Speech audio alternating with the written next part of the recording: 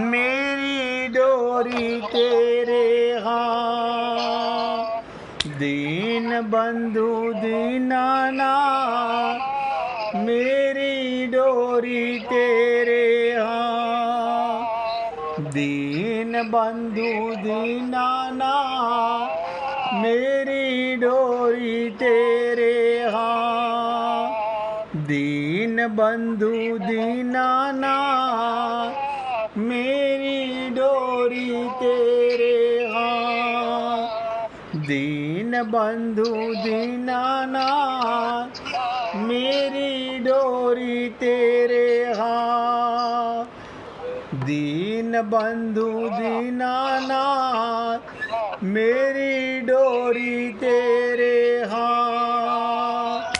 सभी पुण्य आत्मा पूरी एकाग्रता के साथ सुने, बहुत ध्यान से सुने, और मैं आपको बहुत कटु शब्दों में निवेदन कर रहा हूँ।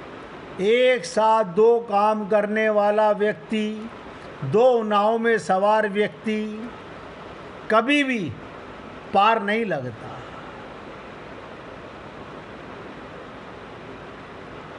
हमारी ये बहुत बड़ी कमजोरी है। हम मंदिर में जाके पूजा कर रहे होते हैं, इंद्रियां भगवान की पूजा कर रही हैं, मन परिवार का काम कर रहा है, मन दुकानदारी कर रहा है, मन न जाने कहाँ कहाँ भटक रहा है। हाँ, अगर आपका मन आपके गुरु और भगवान के भक्तों में रहता है तो पाप नहीं है। अब बहुत ध्यान से सुनिएगा, इसके पीछे भी एक गहरा राज है, तत्व है।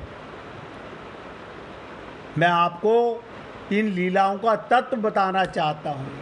क्या तत्व है? जब एक सामान्य व्यक्ति दो एक सी शक्ल वालों में भेद कर सकता है तो क्या भगवान नहीं कर सकते?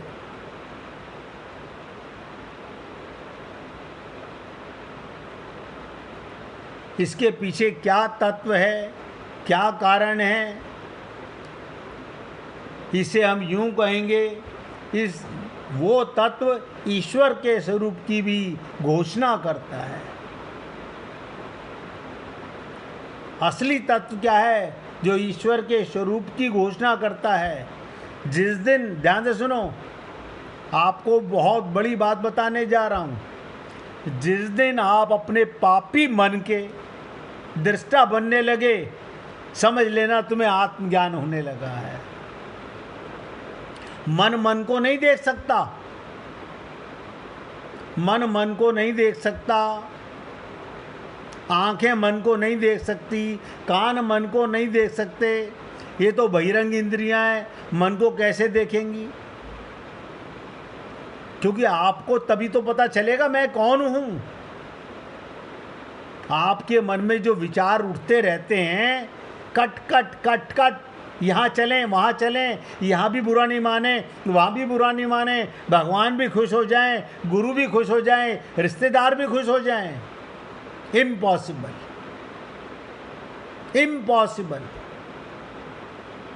जिस दिन आप अपने बिगड़े हुए मन के दृष्टा बन गए, समझ लेना आपको आत्मज्ञान होने लगा। कसौटी दे रहा हूं, अगर अच्छी लगे तो अपना लीजिए। ब्रह्म का स्वरूप क्या है? अब सोचो, भगवान का स्वरूप क्या है? समता। आप लोग, हम सब गाते हैं, हरि व्यापक सर्वत्र समाना। भगवान सब में समान है।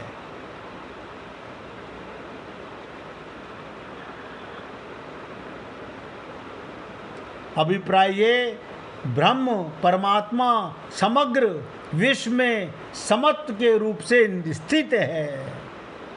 चींटी के भी, ब्रह्मा के भी, आपके हमारे भी हृदय में भगवान बैठा हुआ है। हमें विश्वास नहीं होता। देखो, हमें ये विश्वास होता है हमारा पति हमारे अंदर बैठा हुआ है, हमारा बेटा हमारे अंदर बैठा हुआ है, हमारे पिताजी हमारे अंदर बैठे हुए हैं। वो बैठे नहीं हुए, वो हमने बिठा रखे हैं। और भगवान वैसे ही बैठा हुआ है। आप भगवान को मानो या ना मानो, भगवान आपके हृदय में बैठा हुआ है। यानी भगवान आपका कभी त्याग नहीं कर सकता। और जिनको हमने बिठा रखा है ये पहले थे नहीं, बाद में हमारे रहेंगे नहीं। पहले थे नहीं, बाद में रहेंगे नहीं। यही समझ की फेर है। तो ब्रह्म समग्र विश्व में समत्व के रूप में स्थित है। उसमें अल्पता और महत्ता का कोई भेद ही नहीं है। अब इस तत्व को समझने के लिए हमें अयोध्या कांड में चलना पड़ेगा। अयोध्या कांड में कहा गया, यद्यपि सम नहीं राम न रोषु, गही न पाप पुण्य गुण दोषु। क्या मतलब? ईश्वर केवल बाली और सुग्रीव के ही प्रति सम नहीं है, वो बाली में भी उसी हिसाब से बैठे हुए हैं और सुग्रीव में भी सम है। उनकी दृष्टि में आत्मा में कोई अंतर नहीं है। वो तो सारे संसार के समस्त जीवों के प्रति समभाव रखते हैं। हम अपना पराया रखते हैं। देखो, हमारे अंदर भेद है और भगवान समता का भाव रखते हैं। ये बहुत गहरी बात है। तत्व को समझने का प्रयत्न कीजिएगा।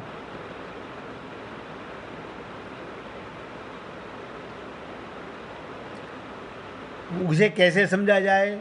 भगवान एक प्रकाश के समान है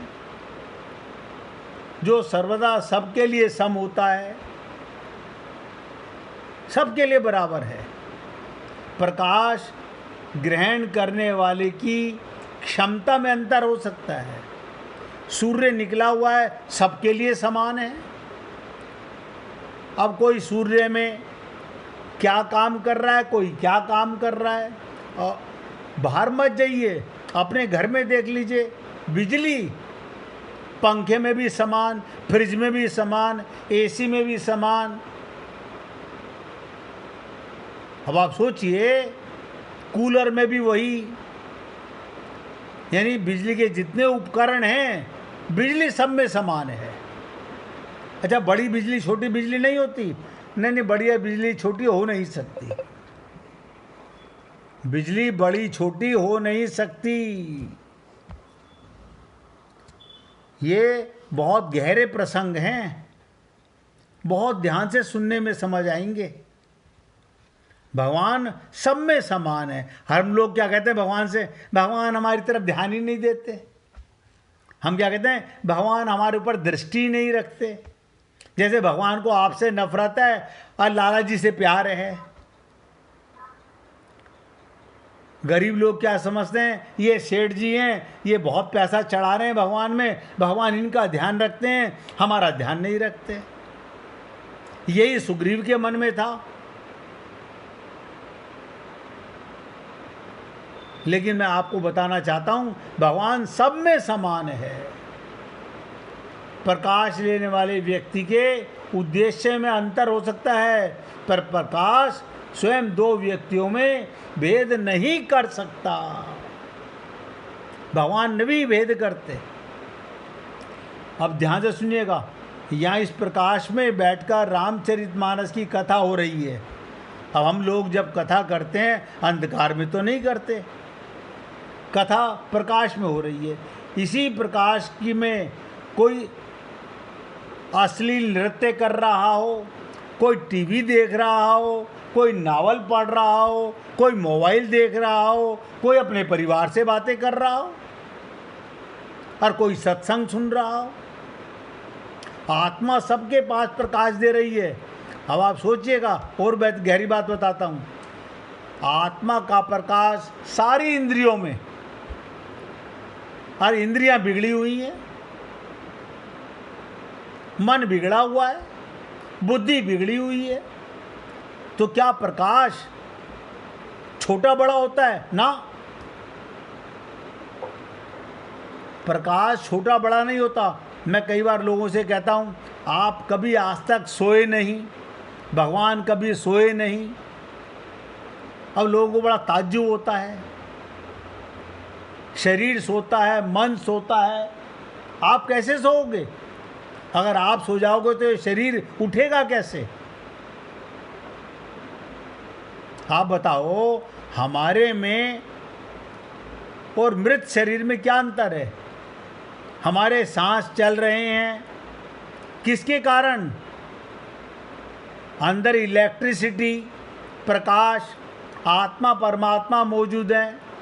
आत्मा परमात्मा निकाल दो, फिर शरीर को उठा के दिखाओ। लेकिन हम ये तत्व को समझना नहीं चाहते। शरीर सोता है, मन सोता है, बुद्धि सोती है, इंद्रियां सोती हैं। और बताऊं, बहुत गहरी बात बताता हूं, अज्ञान सोता है, ज्ञान नहीं सोता। लेकिन वो ज्ञान, हमें अपना पता नहीं कि हम कौन हैं, हमें अपना पता नहीं है। और हमने गुरु भी धारण कर लिए, हम रोज सत्संग भी सुनते हैं, लेकिन हमें तत्व का पता नहीं है। हम फिर सुखी दुखी होते रहते हैं, हम इधर उधर भटकते रहते हैं। हम एक साथ दो दो नहीं, कई कई काम करते रहते हैं।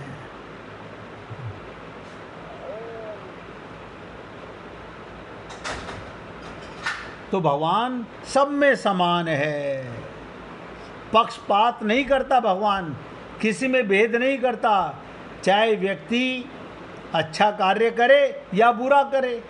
इसी प्रकार समय, सृष्टि को प्रकाश देने वाला ये जो परमात्मा है, वो ना तो किसी के प्रति रागान्वित है और उसके अंतःकरण में किसी के प्रति द्वेष है। भगवान का किसी से द्वेष नहीं, किसी से राग नहीं।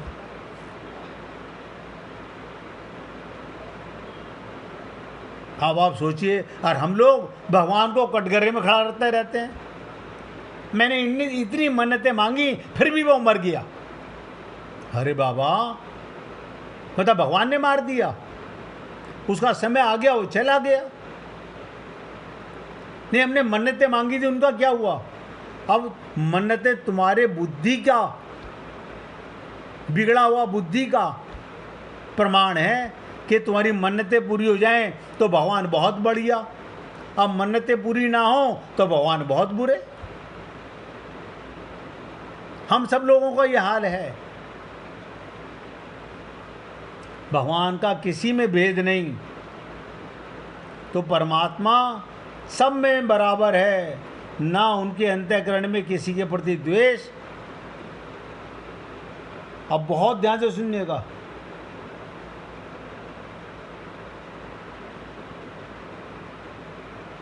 उस ब्रह्म को, उस परमात्मा को, उस ईश्वर को विषम बनाना ईश्वर के स्वभाव की, प्रकृति की बात नहीं है। ये तो जीव की आवश्यकता की बात है। आप और हम लोग जब तक जीव माने, जो शरीर मानता है, जो संसार में रहता है, जीव आत्मा है, आत्मा, लेकिन बार बार आना जाना, इसलिए जीव आत्मा कहलाता है।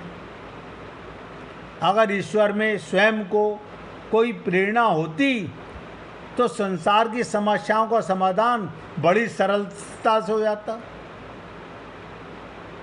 आप सोचो, अगर ईश्वर में कोई प्रेरणा होती तब तो संसार की सारी समस्याओं का समाधान बड़ा सरल हो जाता। आज अमेरिका को रशिया यूक्रेन के बीच में संधि कराने का प्रयत्न ना करना पड़ता, और सब कुछ भगवान की इच्छा से हो रहा है। जाना, भगवान सब में देख रहा है बैठा हुआ, कौन किसको मार रहा है, किसका कब समय पूरा हो गया, किसके माध्यम से मारा गया। लेकिन हम अज्ञानी लोग मन्नतें मांगकर भगवान से जबरदस्ती अपना काम पूरा कराना चाहते हैं। इसका मतलब ईश्वर निष्काम है, वो साक्षी है। देखो मैं आपको फिर बोलने जा रहा हूँ, भगवान साक्षी है। किसका साक्षी है? अच्छा आप बताओ, आपके हाथ को देखता है कि पैर को देखता है? अब आप सोचोगे कि भगवान मेरी कमर को देख रहा है कि मेरी चेस्ट को देख रहा है, मेरे सर को देख रहा है कि मेरे पैर के तलवे को देख रहा है। वो इनको नहीं देखता, कूड़ा कबाड़े को। भगवान आपका मन देखता रहता है, जिसके कारण ये सारी इंद्रियां वर्क करती हैं। और मैंने कहा आप भी वो देखने लगो, देखने लगो, आप भी साक्षी बन जाओ। हम कोशिश करते नहीं। अगर हम कोशिश करें, आपके मन में उठने वाले पाप, आपके मन में उठने वाले दोष, आपके मन में उठने वाले तेरे मेरे का भाव, अपने पराये का भाव, सगे और झूठे का भाव उसी दिन समाप्त हो जाएगा। कौन सगा, कौन अपना, कौन पराया, क्या मेरा, क्या मेरा नहीं।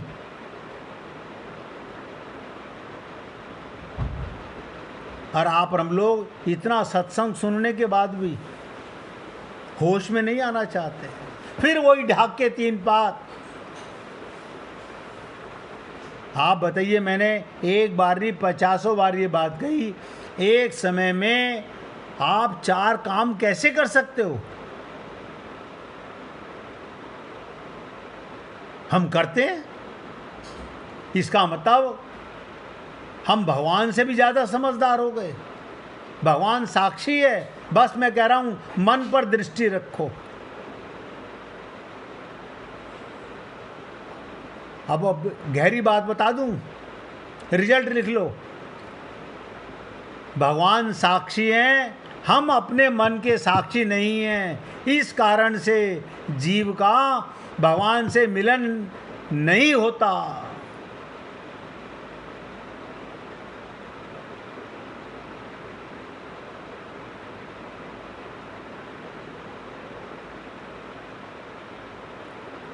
ईश्वर में सामर्थ्य है, पर इच्छा, भगवान की कोई इच्छा नहीं है। और जीव में इच्छा है पर सामर्थ्य नहीं है।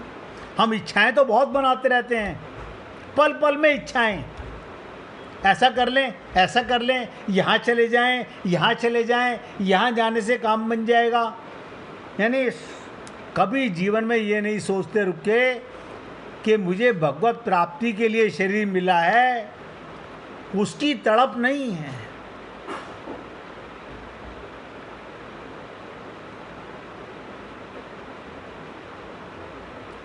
ईश्वर में सामर्थ्य है पर इच्छा नहीं है भगवान की, और जीव में इच्छा है, सामर्थ्य नहीं है।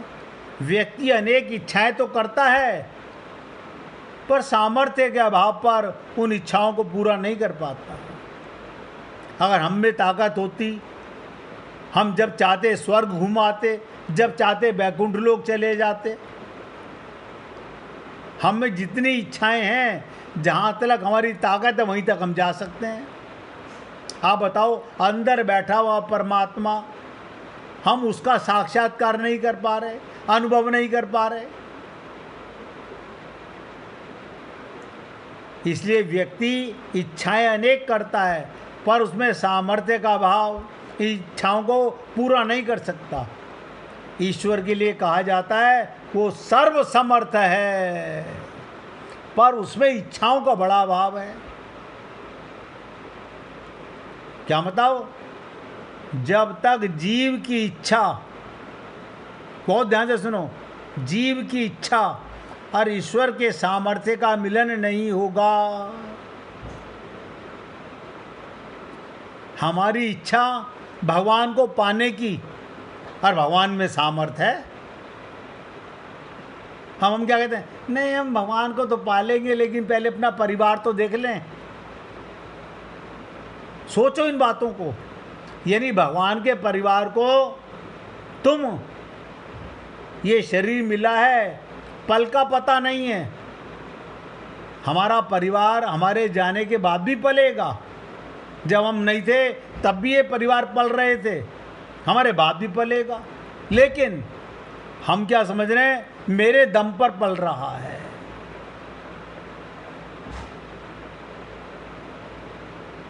ईश्वर सर्वसमर्थ है, उसमें इच्छा नहीं है। जब तक जीव की इच्छा और ईश्वर का सामर्थ्य का मिलन नहीं होगा, तब तक हमारी समस्याओं का समाधान नहीं होगा। और ये जो समाधान है, उसी को हम अवतारवाद कहकर पुकारते हैं, उसी को हम अवतारवाद कहते हैं। अवतारवाद का दर्शन क्या है? स्वयं प्रकाशक ईश्वर भले ही पक्षपात युक्त ना हो, पर हम अपनी आवश्यकता के अनुसार उसे पक्षपाती मानते हैं। उसकी इच्छा पूरी कर दी, हमारी नहीं की। अब बताओ, मंदिर में एक साथ हजारों लोग जाते हैं, 5 लोगों की इच्छाएं पूरी हो गई और 995 की नहीं हुई, तो हम क्या कहते हैं? भगवान भी दोगला है। यानी जो मंदिर में जाए वो सारे सुख तुम्हारे को दे दे। बस एक उदाहरण समझ लीजिएगा। आज इतनी चर्चा करूंगा, फिर गणेश जी का उत्सव का सुनाऊंगा।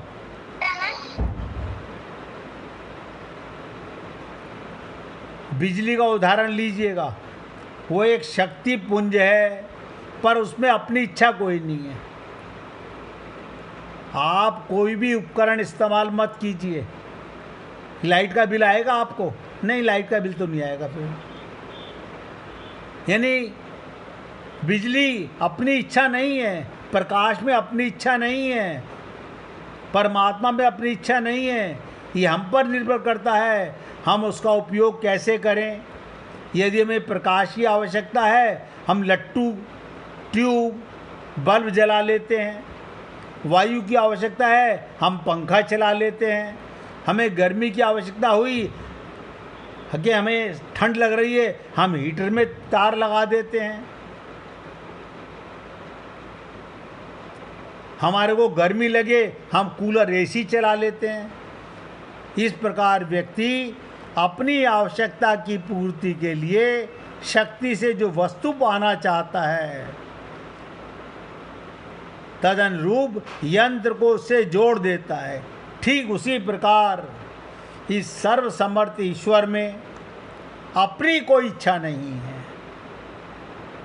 यदि हम चाहते हैं कि ऐसी इच्छा रहित ईश्वर लोक कल्याण के लिए हमारी आवश्यकता की पूर्ति करे, तो हमें अपनी आवश्यकता को उसके साथ जोड़ देना होगा। अब हमारी इच्छा, हमारी आवश्यकता और भगवान का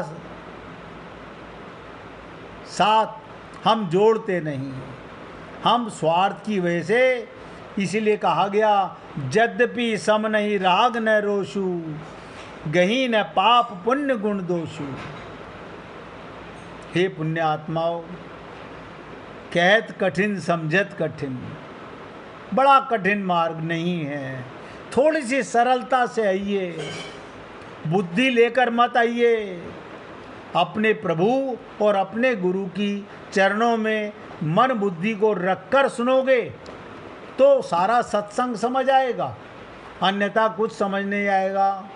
1 मिनट भगवान का कीर्तन करेंगे, उसके बाद आज गणेश उत्सव है, उसकी चर्चा करेंगे। हरे